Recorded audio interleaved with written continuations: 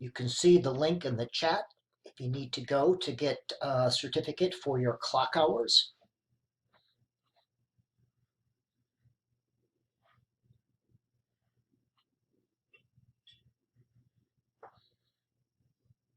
Dr. Andrew Johnson, Professor of Literacy and Distinguished Faculty Scholar at Minnesota State University, Mankato, author of over 15 books and 50 chapters of academic articles related to literacy, learning, and the human condition. He's the host of the podcast, The Reading Instruction Show. He specializes in literacy instruction, reading interventions, teaching writing, and advanced pedagogy. Thank you, Dr. Johnson, for joining us tonight and sharing your expertise. All right, welcome people from around the world. We're trying something a little different tonight, the Zoominar, which is a webinar in a Zoom classroom format. And please feel free to ask questions during this. You know, we ask that you keep your microphone on mute, but if you have a question, go ahead and raise your hand and ask that question, or else put it in the chat. All right, let's get started with our professional development Zoominar. And as Vanessa said, we're going to try to do these monthly. Our department has decided that this is one of the best ways to improve education, to give you, the teacher, new skills and strategies. So you're going to take at least 10 strategies away from you tonight. And if you find 2 that you can use, that would be a very good thing. Get ready to learn some word recognition strategies and interact with teachers from different places. So I'm very excited to get going. This is kind of an overview of the session, and I have 2 breakout sessions scheduled. Social interaction with teachers is a very important part of learning. In learning in your classrooms, social interaction is a very important thing. So the question we ask, how can we improve students' ability to recognize and identify words while reading? That is the question. You see the goals of this Zoominar: to understand some essential processes, learn new strategies, and talk with other teachers. But in all things, keep things as simple as possible. More complex doesn't mean better. There are no super secret special strategies or one-size-fits-all programs. Good teachers look at their students, use their students become their scope and the sequence. Good teachers provide not the directions, but what their students need. And we are all good teachers here. Start thinking about our first breakout session, and I give you the questions ahead of time so you can begin to think. But this is what you'll be sharing in our first breakout session. So everything begins with understanding the reading process. Much bad instruction and bad interventions are based on a misunderstanding of what reading is. Reading is not sounding out words. This is the phonological processing model, sometimes called the simple view of reading, that posits that reading is simply looking at the page, the data goes to the thalamus, and up there, the relay station, you use phonics to process it, and it goes to the cortex. That is a one-way flow of information. This is an outdated view of reading, and this is an outdated view of reading. Reading is creating meaning with print. Without meaning, you are not reading. Again, reading is creating meaning. We're using print to use meaning. And we use as few letter clues as possible in this meaning-making endeavor. Reading is a meaning-making endeavor. The human brain has evolved to naturally try to create meaning out of all that it perceives, including reading. Now, this is a fact. Neuroscience has showed us that during the act of reading, almost 10 times more information is flowing from the cortex down to the thalamus than from the thalamus up. During the act of reading, almost 10 times more information is flowing down from the head to the page than up from the page to the head. Why is that important? This is the neurocognitive or psycholinguistic model of reading. We use in large part what is in the head to help us understand what's on the page. And our brain uses not one cueing system, but 3 to recognize words while reading. As we are reading, we use letter clues, letter sounds, absolutely. But we also rely on syntax, which is grammar and word order, and semantics, which is context. These 3 systems work together to recognize words. And I've highlighted that because there's a difference between recognizing words and identifying words. And I'll show you that difference tonight. But overall, an overemphasis on phonics can impede students' progress in reading because the other 2 systems are left to atrophy. Now, this doesn't mean that phonics should not be taught. Absolutely not. It means we should engage in phonics instruction in the context of these other 2. Now, I'm going to go back to this slide.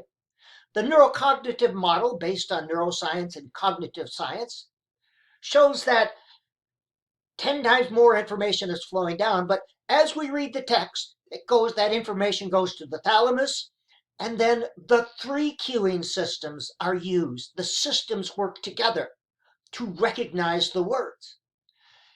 And it goes to the cortex. But again, what is in our head is used to help us create meaning with text. 10 times more information is flowing down. 5 things to know. First, during reading, our brain actually uses as few letter clues as possible to recognize words. We have our schema. That's what we know about a topic. And it's like a file folder in your head. Now, I can read stuff about literacy, about reading, and I can read it pretty quickly and comprehend a lot of it. And it's not because my brain is any different than yours. It just has a lot of literacy stuff in it.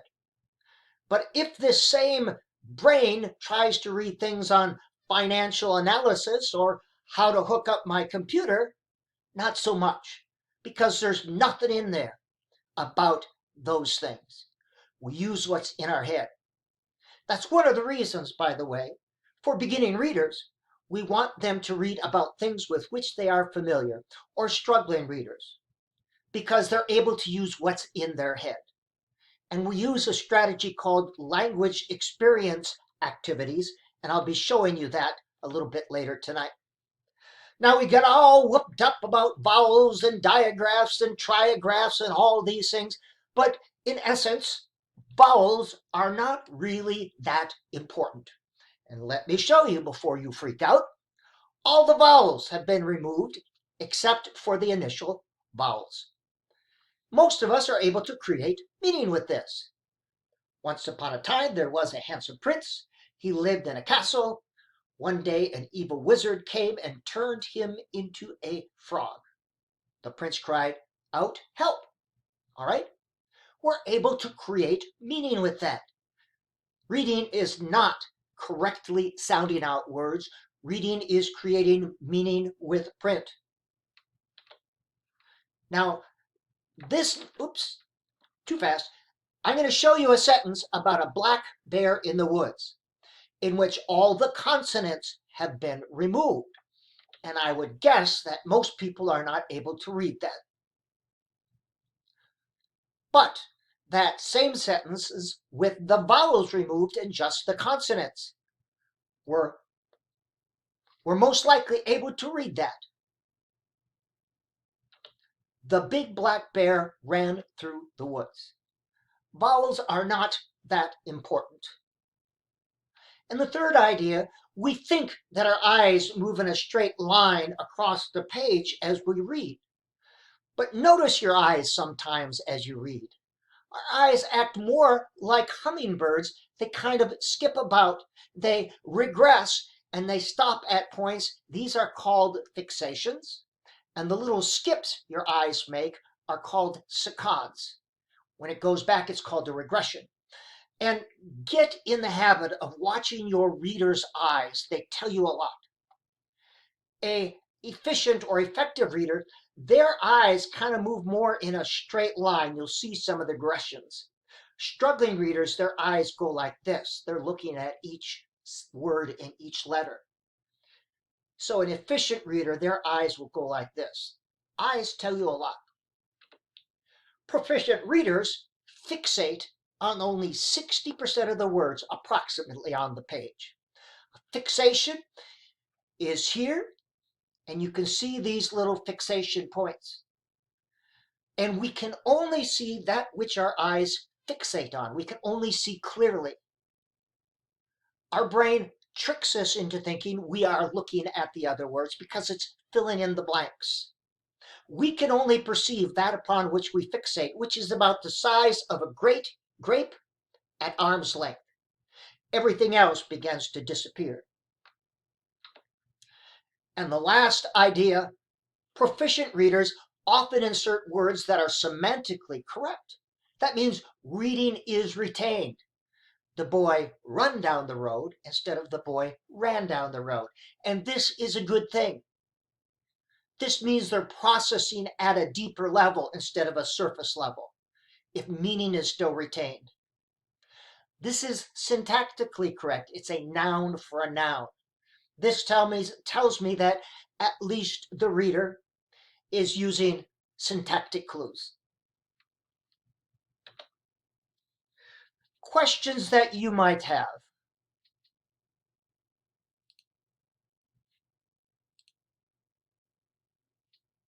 Okay, good enough. Pedagogical strategy number 1. Skippy the Frog. Teach your students to say blank and keep on going. Let me explain. Teach your students to say blank. I was working with a young third grader, and she would get to a word she didn't recognize, and she would stop and she would process every single letter to try to figure out that word. It took her about 10 seconds to get the word, and then she tested out to see if it made sense. So I said, Jessica, why don't you just say blank? She would say blank, move on. 2 or 3 words later, she'd get the word and come back. Now, she could spend 10 seconds and use a lot of space in short-term memory, or she could spend 2 seconds and have a lot of words and ideas in short-term memory. The latter is more efficient. Teach your students to say blank. If they're still getting meaning from that sentence, it doesn't matter if they correctly identify each word. And I tell them very explicitly, if you see a word you don't understand, skip it. Let your eyes jump on both sides and look for clues. Skippy the Frog. Here's an example of what we do. The elf fell and blank his head. Boys and girls, here's our clue. We know it's an action. Let's get some guesses.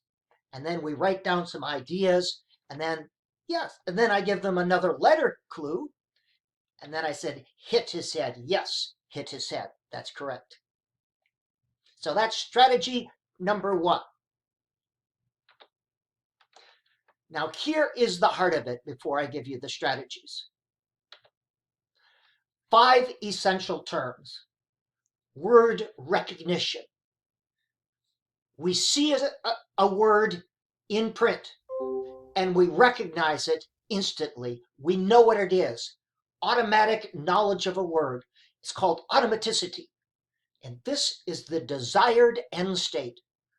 Most of you are able to see these words and you're able to recognize them. You don't have to process each letter. Word identification is often used synonymously, but it is different. Word identification. You see a word, it's in the dictionary in your head or your lexicon, but you don't recognize it.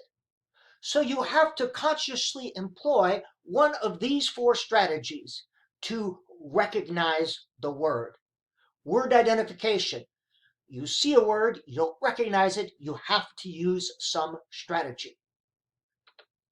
Decoding is a particular strategy. It is sounding out the words, using the letter code to identify unrecognized words. These are all different and should be treated differently. Now, a strategy is a cognitive process that you have to consciously apply. Word identification is one. We recognize we don't, we know we don't recognize that word, so consciously we have to say, I'm going to use this strategy. Or a study skill, I'm going to use this strategy. I'm going to use this comprehension strategy. We consciously employ it. A skill is a cognitive process that's become automated. Automaticity, word recognition. We automatically recognize these words. Cognitive processes related to comprehension. We automatically do these. And metacognition, thinking about thinking. We automatically stop and say, does that make sense? We teach the strategy to develop the skill. We teach these strategies so that they become automatic, so students don't have to think about them. We teach the strategy to develop the skill. Now here is our point. Let's take about a 5-minute breakout session. I'm going to break you into small groups.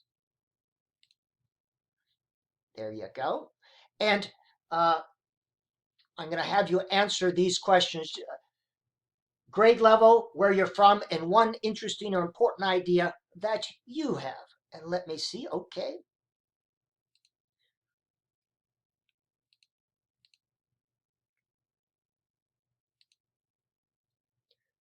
All right. I'll see you back here in about 5 minutes.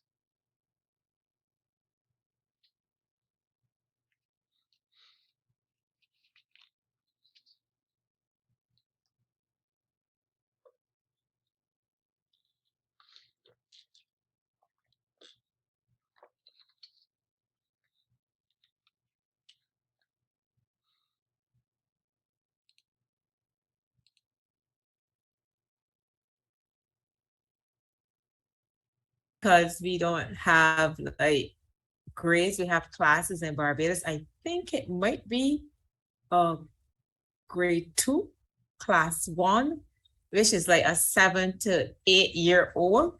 So is it a grade 2? Yeah. So I'm from Barbados. Yeah, and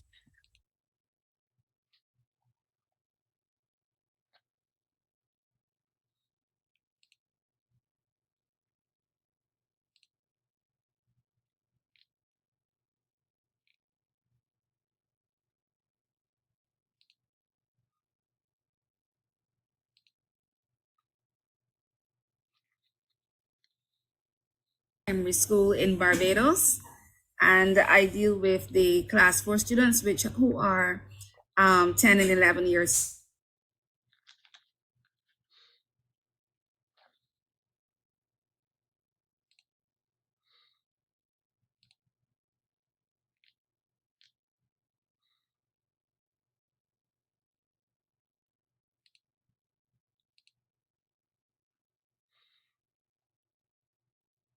impact on me, and it should be.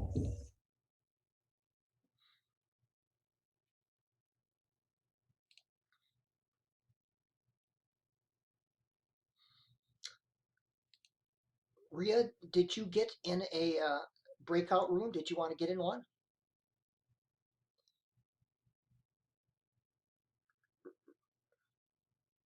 We're in breakout rooms right now.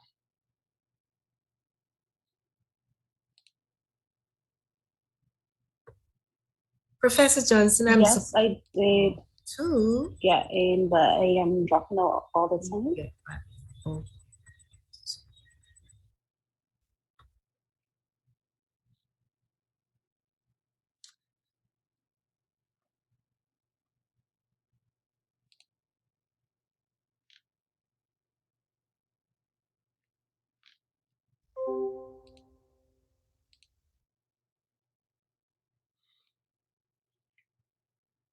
Right. So yeah, so you have them to say it like that's something Okay. to Right. think So is it about. something Yeah. that we would have learned or something that we already have or a strategy that we use? All right, he's there. Okay, he's there. Something interesting to Um, share. Yes, a strategy that you use. Something you can share with the other people here. Okay. Okay. Where? Do you do anything special for word identification or recognition? A special strategy that you use? Oh, understand. Okay. In your teaching, do you use any special Under, strategies? right, understand.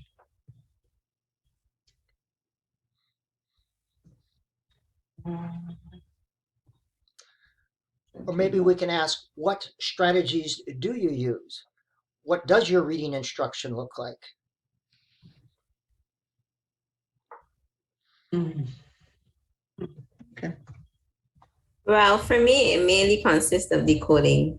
I would try to get the students to break down the word, depending on the letters and the letter sounds and stuff. That's what I would focus on.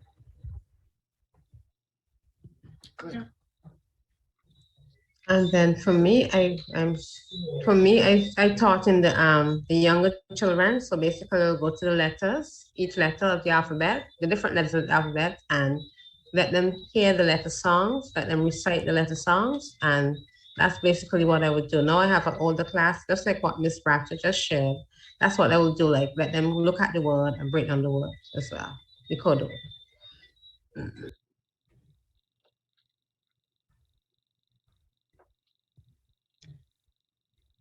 Um,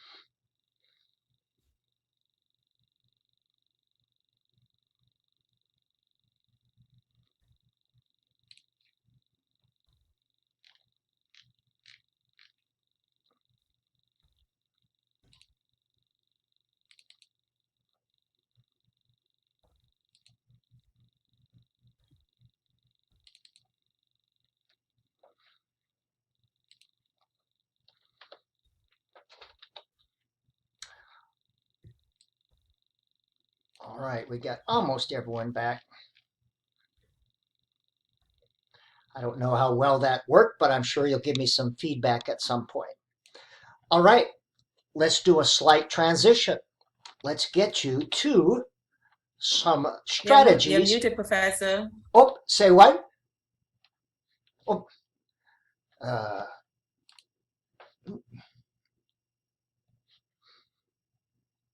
I'll get it in just a minute. There we go. Sorry about that. You'd think I know by now. All right. Let's get to recognize words and let's get to teaching some strategies. Now, we don't teach students to recognize words as much as we develop their ability to recognize words instantly. Now, everyone believes in phonics instruction. It's not the what of phonics instruction, it's the how and how much of phonics instruction in which there are differences. And there are three kinds of phonics instruction. And I heard two of these discussed in one of the breakout sessions: synthetic phonics, analytic phonics, and large unit phonics. And let me break down the three. Synthetic, synthesize, putting things together. This is what we traditionally think about in terms of phonics. putting letter sounds together to create words. M, A, P, map. Analytic phonics analyze taking it apart, analyzing known words. We do this with the language experience approach, big books, common books. Here's a word, break it apart. One common activity is to use the treasure hunt. I'm teaching the short A. Go through a piece of text that you have read and either put tally marks or find and write the short A words. That's an example of analytic phonics. Or after language experience, which word has the sound in the middle? Which word has the d sound? What are the three sounds in box? These are examples of analytic phonics. Large unit phonics is looking for recognizable parts or patterns, comparing unknown words to words that you know. Large unit phonics. And these are the 30 most common phonograms. And these are the ones that we start with when we use large unit phonics. These go from most common to least common. 10 most common prefixes. The 4 prefixes and suffixes make up approximately 90% of all words that students read. So which one should you use? All 3. The best approach to phonics is the one that works best. Phonics is incredibly important, but again, it's one of 3 cueing systems. We need to have activities to develop the other 2. But first of all, let's give you some strategies you can use for large unit phonics. And we can teach and reinforce individual letter songs at the same time. This is a very simple one. It's phonogram inquiry. These, again, are the phonograms or word families. Using books that students have already read, use tally marks or write in the words. And this gets them looking for letter patterns, looking at letter patterns, something the brain naturally wants to do. In kindergarten and first grade, maybe second grade, we use this Dr. as a... Johnson? Yes. Sorry to interrupt. Could you share your screen with us? Oh, am I not doing that?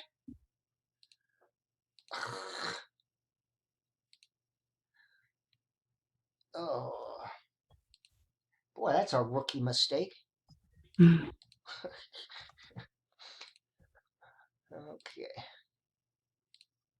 You'd think I had...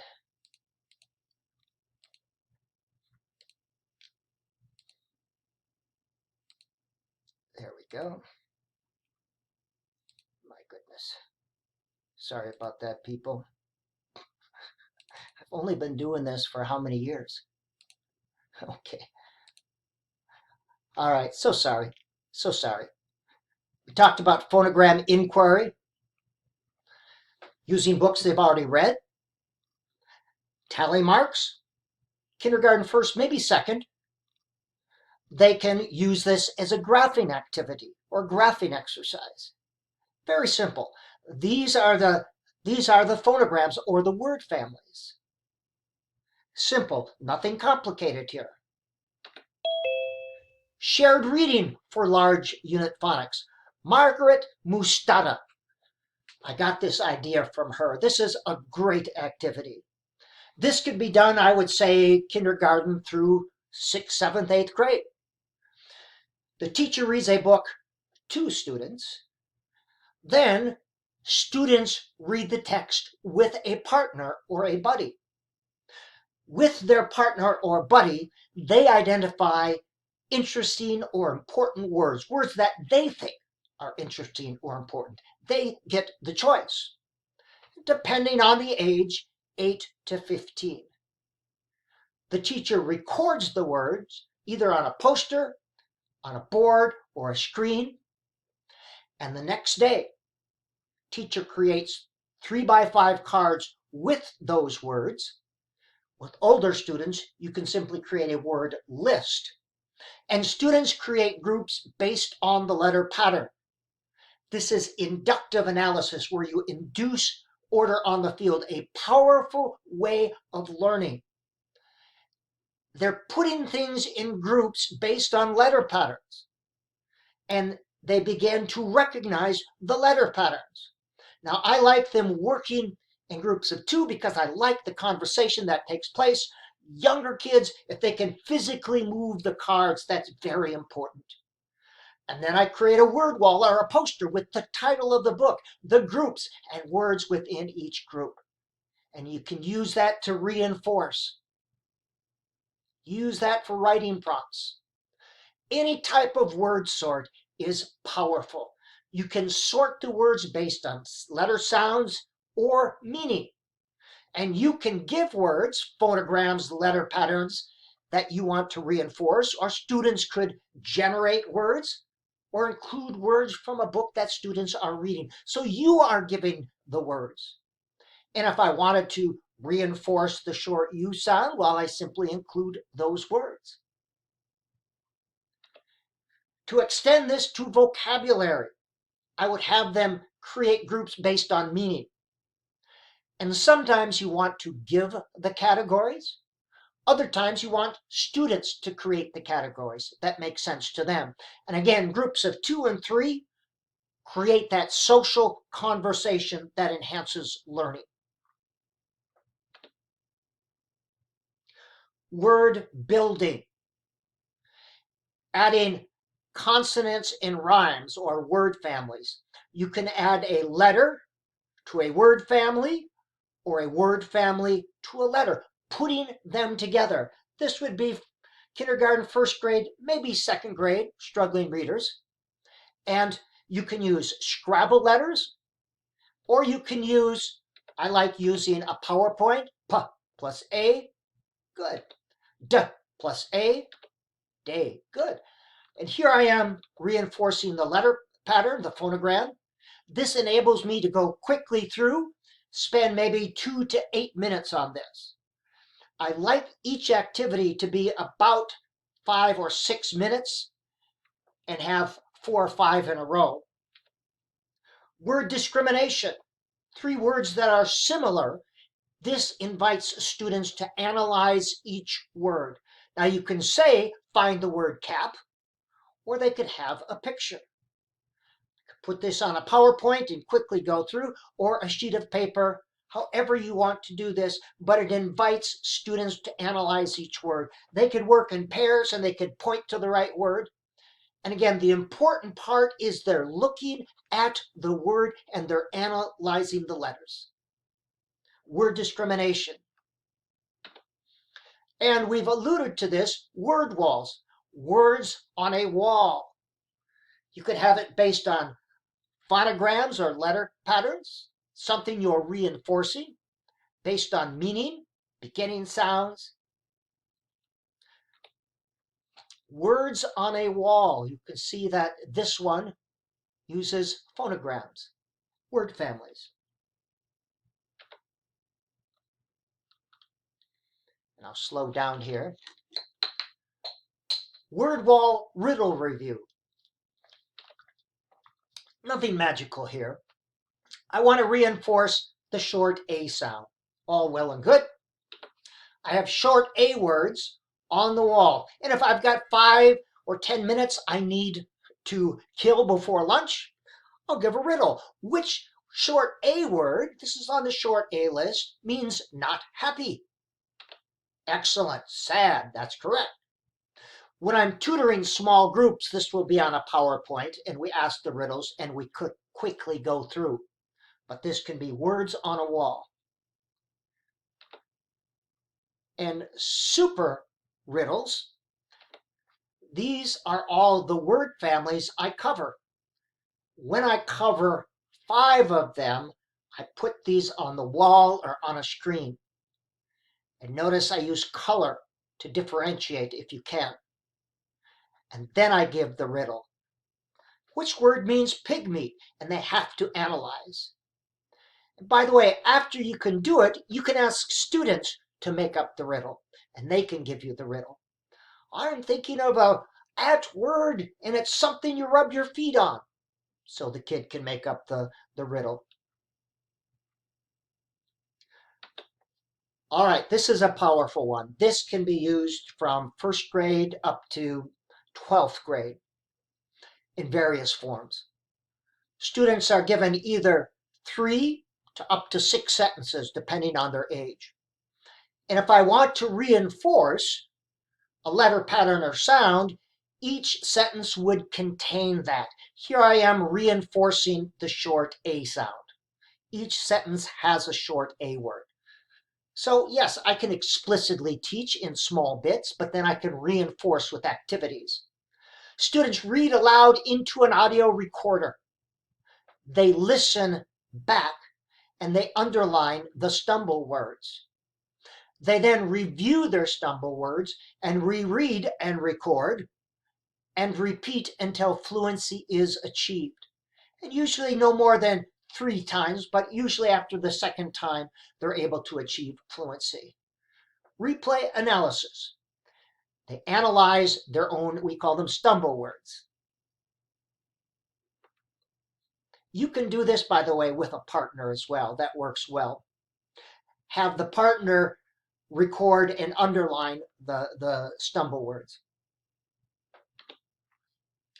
Sentence dictation.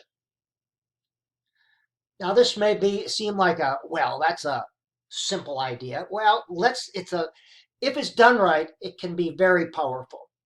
And this can be done in groups of 2, or the teacher can use it. The teacher or the partner is going to read 3 sentences to students, 1 at a time. And again, each sentence could contain at least 1 word with a target letter I'm teaching, or a pattern. Again, it's used to reinforce. Students write the sentence, and after each sentence, you ask students, underline the word that don't look right. If there's a word that doesn't look right, underline it. And most often, they know the word that is misspelled. Then you show the complete sentence. Students cross out the word, just put a line through it. They don't erase it because you want, and write the correct one on top, but you want them to see the difference. And again, we're not working on spelling here. We're working on recognizing letter patterns, but it can be used for spelling. But the goal is to recognize letter patterns. Then they go to the next one with the same thing, reread. Which one doesn't look right? Underline, cross out, and correct. And then you read all 3 until fluency is achieved. And again, it could be used for spelling, but the goal is to analyze words looking at letter patterns. By the way, spelling has little impact on your ability to read. That's just an aside. Guess the secret word. And again, it gets students analyzing letter patterns. This is a fun game to play at the end. You have a secret word. You can have a word bank that they can see. And for young students, I actually give them the letters, and they can work in pairs and they can guess which letter, kind of like Wheel of Fortune. And the group that guesses the word wins the game. Simple, but again, the goal is to get them looking at letters and letter patterns. With some students, I may need to give them a word bank. Again, I'm reinforcing the short A words. I can teach it here, but reinforce throughout. Guess the secret word. With some students, I'm giving a letter bank, a word bank, and a letter box. Lots of support. And as they guess the letters, you cross them out. Limited only by your imagination there. Now here's big idea, number 728, and this is very hard to do. Don't correct students during oral reading. Almost never. What happens when a kid hits a word and doesn't know it? What do you say? Sound it out. Well, if they could sound it out, they wouldn't have stopped in the first place. But jumping in to tell them the word, it robs them of the chance to develop metacognition. Does this sentence make sense? And it robs them of the chance to use context. Again, tell them to say blank, look for clues, or the best thing is, what word makes sense in that sentence? And if they get the wrong word, let them keep going to see if they recognize it at the end of the sentence. Now, yes, sometimes, watch your students. If they're getting too frustrated, yes, sometimes you give them the word. But that should be your last resort. Teach them to say blank. Now, here's what we do to develop semantic cueing systems, maze and close activities. These are not done enough. These are very effective. I had a student say to me, a young girl, Dr. A, she called me Dr. A, you're magic because these words just pop in my head. And all I did was use maze and teach her to say blank. The words are just popping in my head. This is used to develop the semantic cueing system context, but you can use it to reinforce target letter sounds or patterns. This is the short A. Again, you can teach phonics as well as developing the other cueing system. It's not either or, it's all, it's both. When you design these, the target word should be abundantly obvious. We are not trying to challenge them. We are trying to develop their ability to use context. And this happens over time. These should move rather quickly. I would say 6 to 8, maybe 10 a session. Take 3 to 5 minutes and move on. You're doing a little bit every day. And I teach them to say blank. Do you like to blank tag?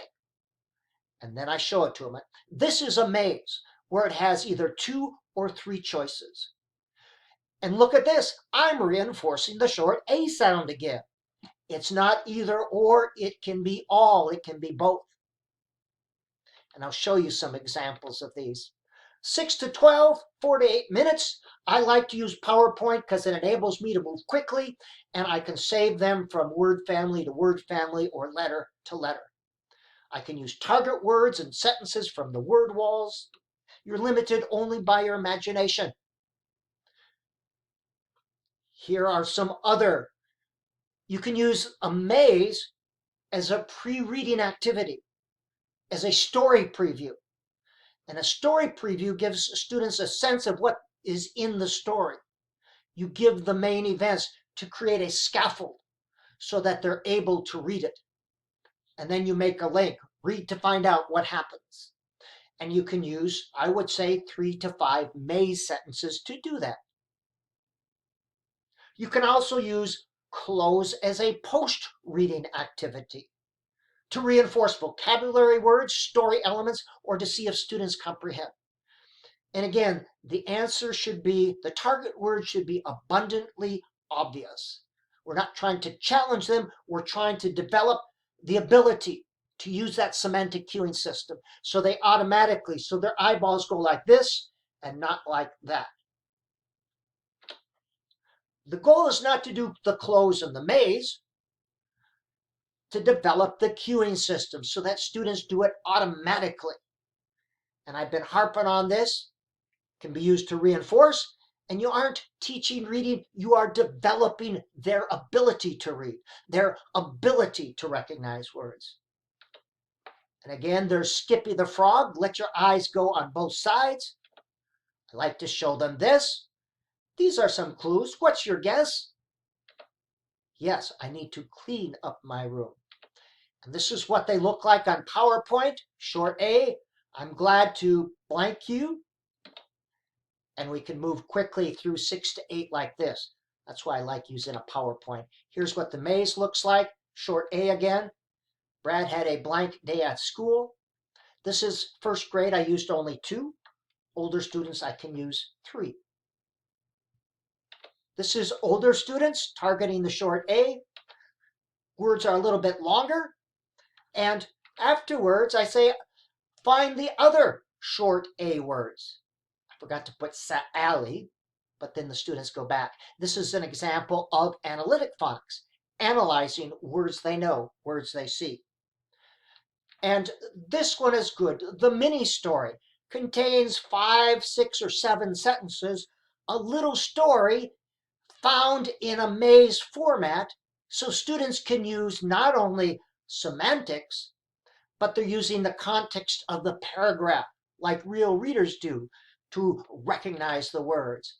Sally found a package, it blank by her door. And you get it? Sally blank what was inside. Should blank open it?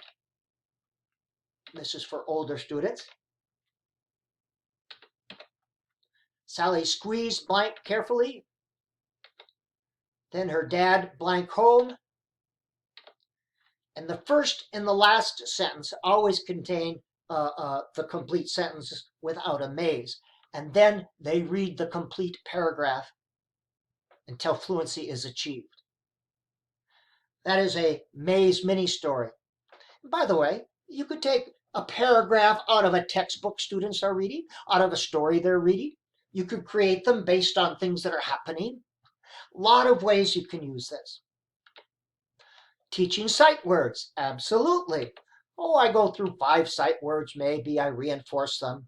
And then I put the two sight words in the sentence, and they have to find the correct one. Pat was in blank car. Yes. You get the idea. All right, questions there.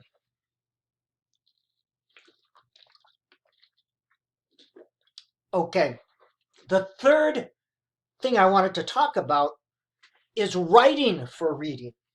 Writing should be a part of your reading curriculum, reading instruction.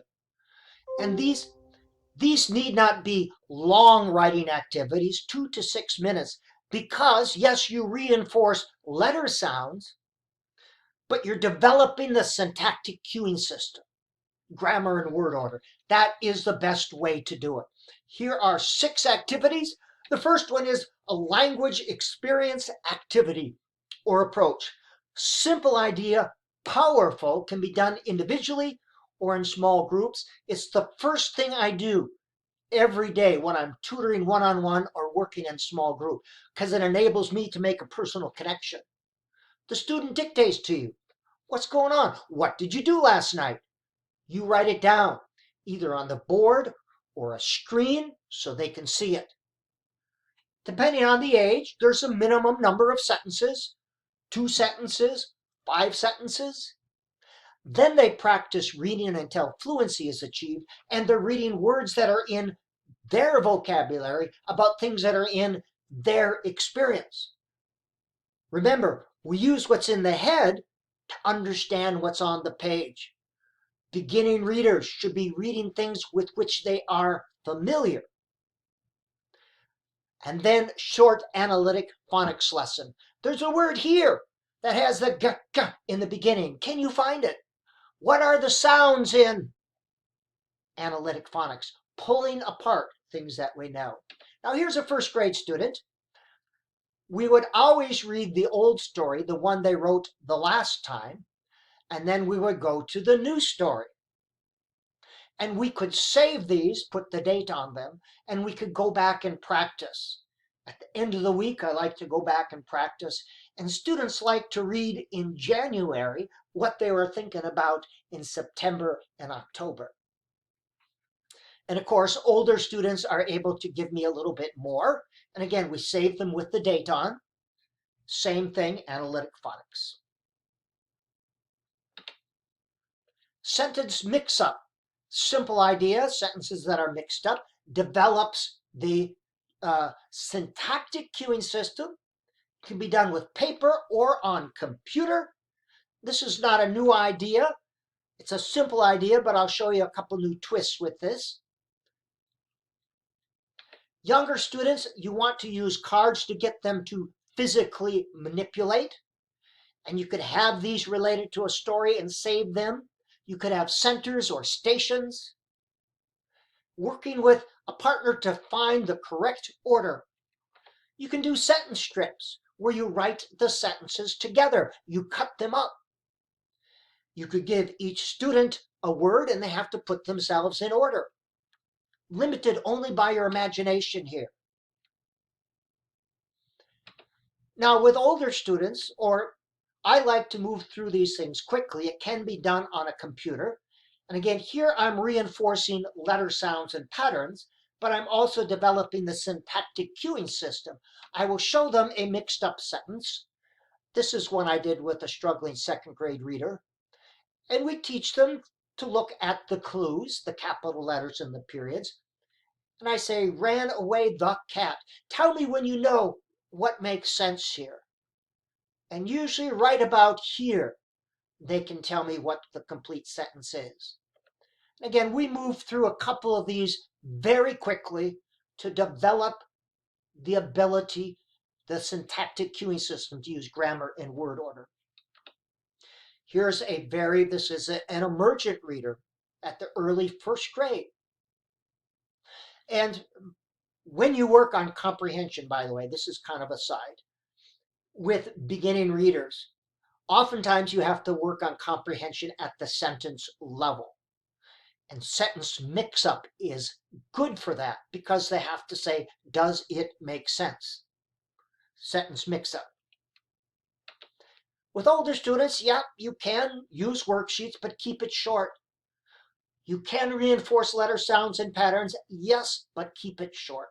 You can have them write it or simply speak it, but keep it short. Authentic writing experiences where students describe their ideas, their experiences. These are short, 2 to 6 minutes, where students draft, get their ideas on paper, and share with a partner. And I'll show you how it can be used to reinforce a letter sound, but we're reading about when David gets in trouble. Boys and girls, tell me about a time when you got in trouble. Oh, Mr. J. Nope, get your ideas on paper. We want to see them. And you watch them get their ideas on paper, and when you see the energy begin to leave, you say, 1 more minute, finish up. And then they'll either share with their partner or share in their group, in their table. This is writing I did with an adult with intellectual disabilities. Every session we would write.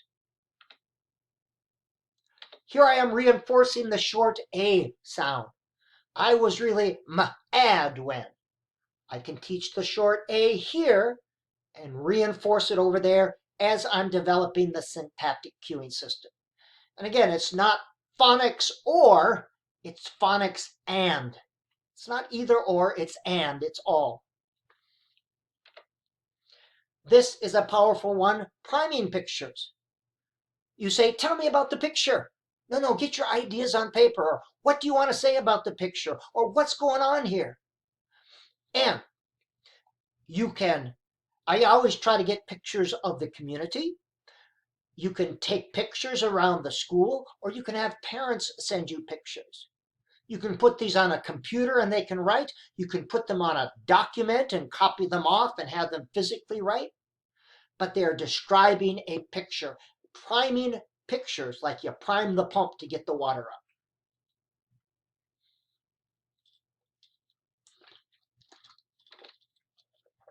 Sentence combining. This is a powerful research-based strategy for grammar, but also develops the syntactic cueing system. You are given 2 sentences and they have to combine them and retain the meaning of both. And again, this is when I reviewed the strategies for teaching grammar, this is the one that came up consistently as being the most powerful strategy for developing grammar awareness. And look at, I'm reinforcing the ILL phonogram at the same time. I'm teaching over here and reinforcing there. Sentence elaboration.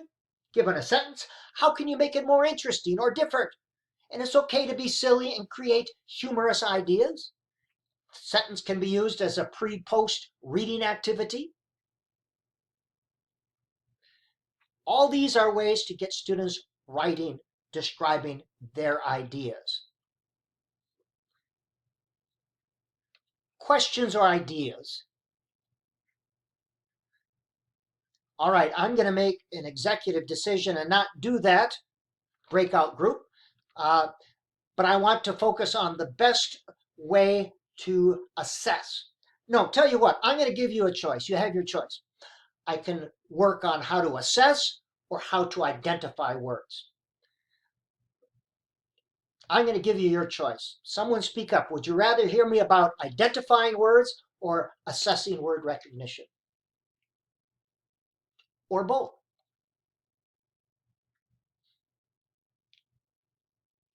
Assessing. Assessing. All right, I'll go on to assessing. And if you want to hang with me, then I'll go to word identification. This is the best way. Also, Dr. Johnson, would it Yes. be possible to share some of your strategy and activity slides afterwards? Let's see, sharing slides. How do you do that?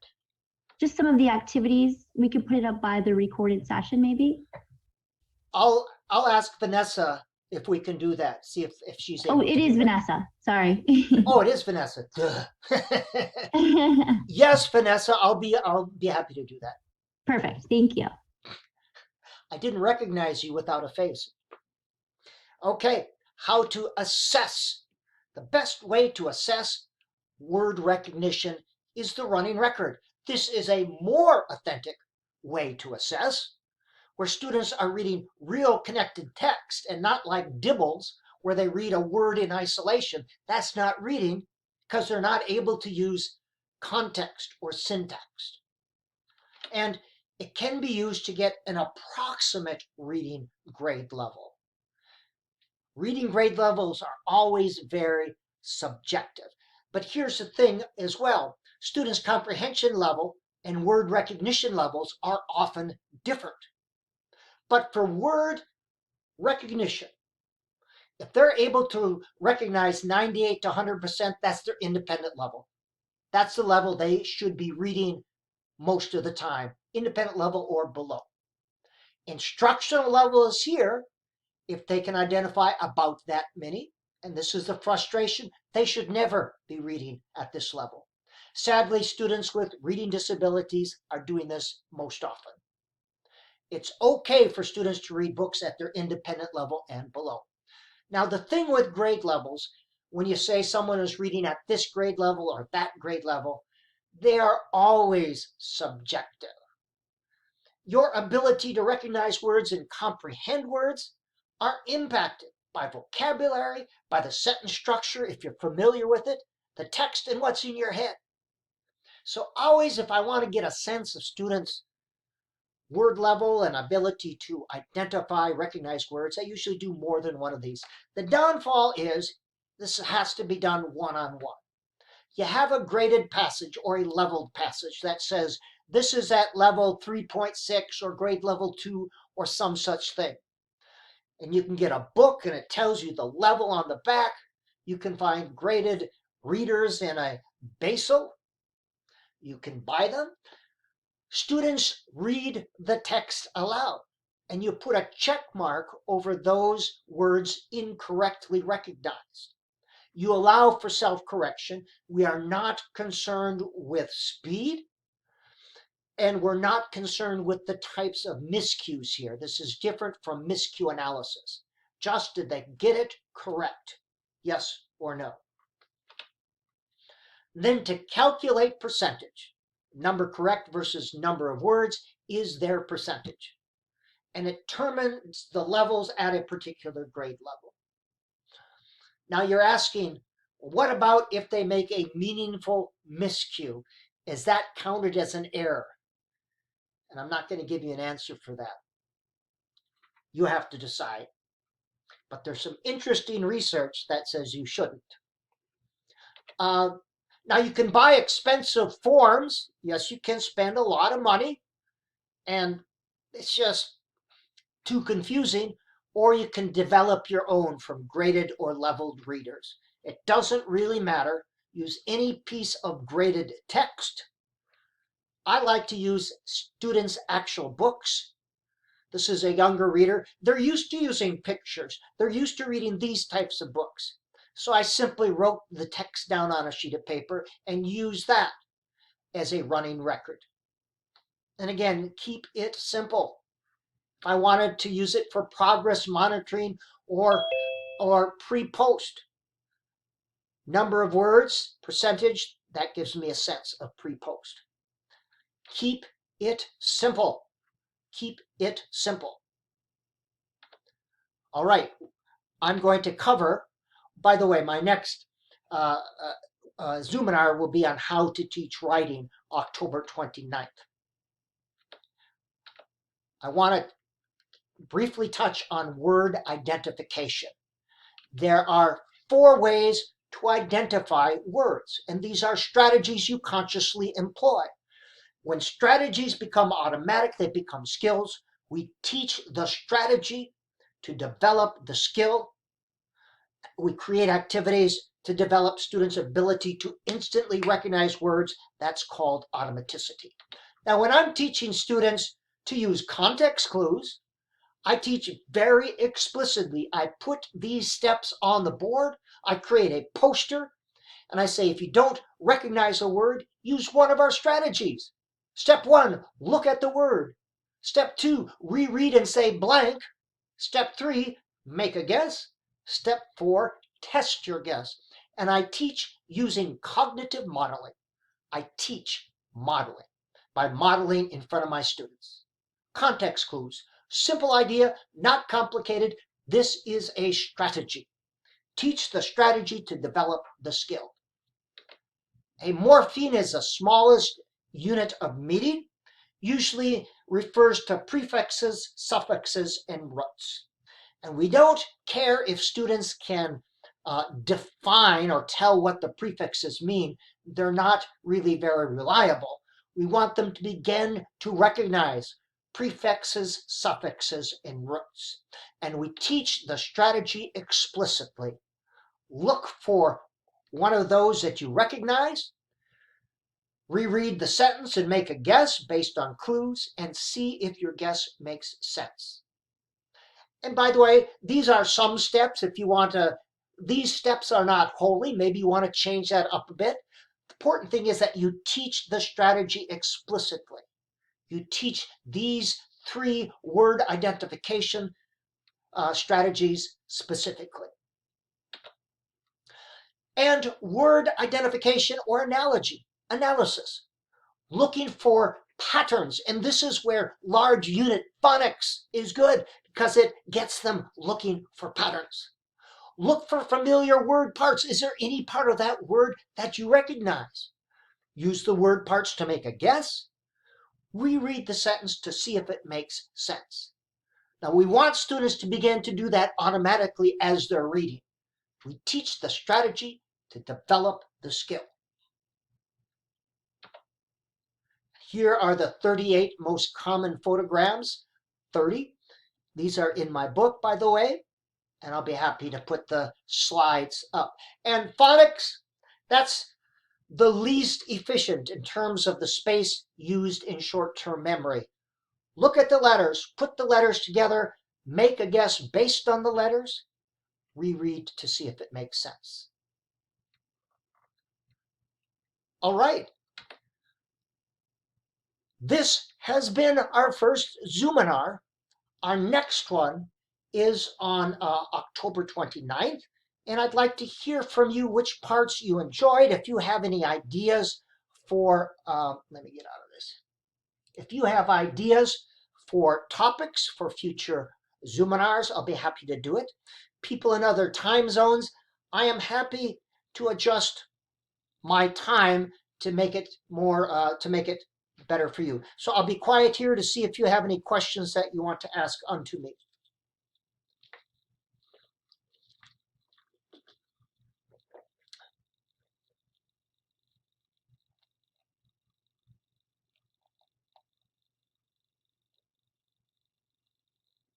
Good night, sir. I don't have questions, but I want to say that this has been awesome. Awesome. And I'm hoping that you can share some of those slides. Very good. Thank you. Thank you so much. Very good. I appreciate that. I appreciate knowing how it goes. All right. Professor Johnson, I have a comment and a question. Yes.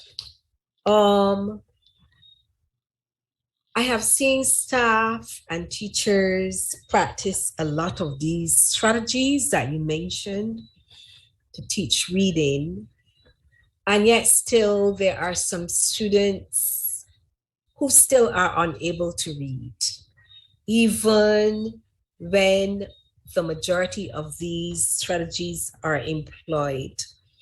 Apart from physiological deficiencies, how would you explain a child still being unable to read after being exposed to all of these strategies? It's hard to generalize to all students. I mean, all students are different.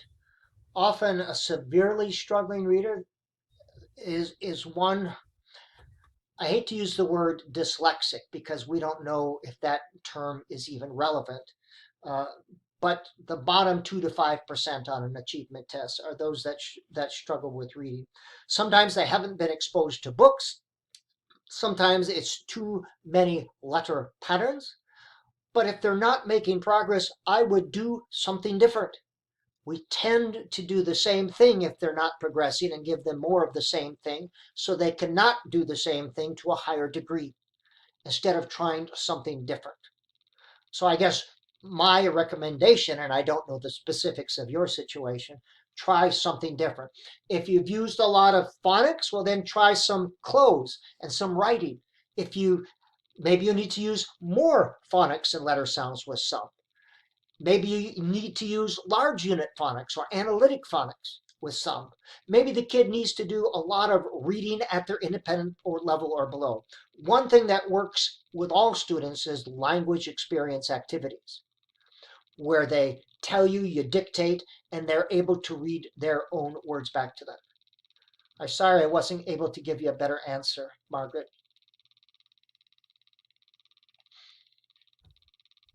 Okay, that's okay, but I was wondering what role parents would have at home to support what teachers what strategies teachers are employing at school. Is that important? Students supporting the role at home?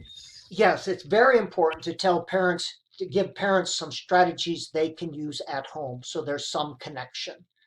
And I do have a talk on what parents can do at home, but finding books at the independent level or below, if they're a struggling reader, there are picture driven books where the picture drives the story, where they can read along with parents using scaffolded oral reading to provide a scaffold, to get them to write, and sometimes writing one sentence daily. So it depends upon the level. If the kid is at the emergent or first grade level, there are certain strategies a struggling third and fourth grade reader would do maybe something a little bit differently. But, and I'm happy to put a short video on the tutor chest on strategies that parents can use at home. And I know that didn't answer your question. Yes, that would be great because we need to have our parents supporting what we are doing in the classroom. Okay, I'll put that, and I'll ask Vanessa to put that on her website. Very well, thank you. Yep. Other questions, comments, ideas to share?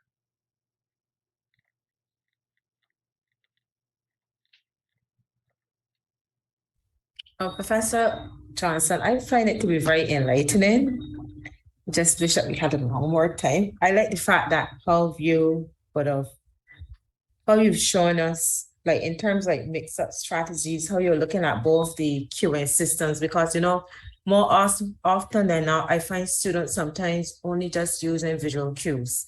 So in terms of doing the mix-up and putting the strategies out there to help them to actually use the three QA systems, no, that is something I see that I can do because I see how well, when you present and how well all three of them work together. So I am happy for that addition. And it doesn't have to be either or. It can be teaching phonics, but using these other strategies to reinforce. Some people get mad at me and say that I'm against phonics. Nope. It's how and how much you teach phonics.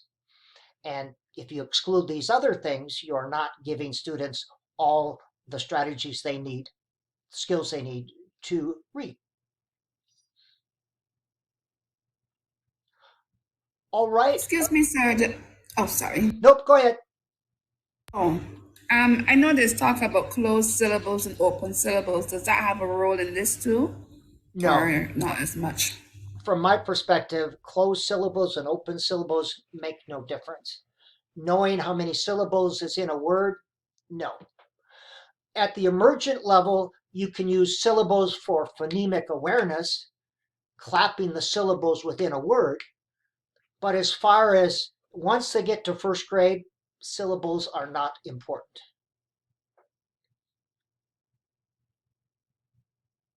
All right, thank you. In my opinion, I should say. I don't want to insult anybody who's teaching syllables. All right, shoot me your questions now.